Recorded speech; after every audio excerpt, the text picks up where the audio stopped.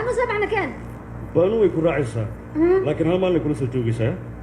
كجبابي يعني قوي ما حلولة جيدا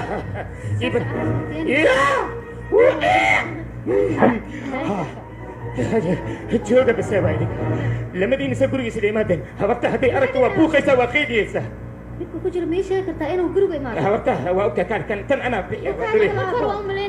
مية ولا كيها بنان كان كيها هاي محنا هذا وبانو علي رجع هذا صحتك الله قال صاحبتي مان هاي هذا كشمري أي شيء هي isbitaalka ayay taalay ayaga dhexdooda way isku rafaadsanayeen gabadhaan walaashay waa soo watay wax dhow ma ku jira aabbo wuxuu leeyahay hooyada hadii aragto way buuqaysaa way qaylinaysaa guriga lama joogayo wayna eriyaysaa marka dib ma ku jiro hooyo hadii aad joogto aabbo waan ku nacaaniga hooyada yaa la jiraa bas waayaan ku dhahay beelo hooyo ma buriya gabadhaan soo aabba sheeg ma soo joogay maya maxaa u burinaysaa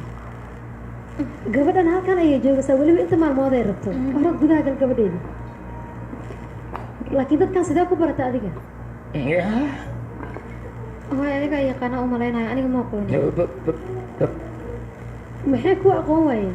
akhbaartoo dhan aabbaha ayaa bixiyay sida ila tahay laakiin gabadheeda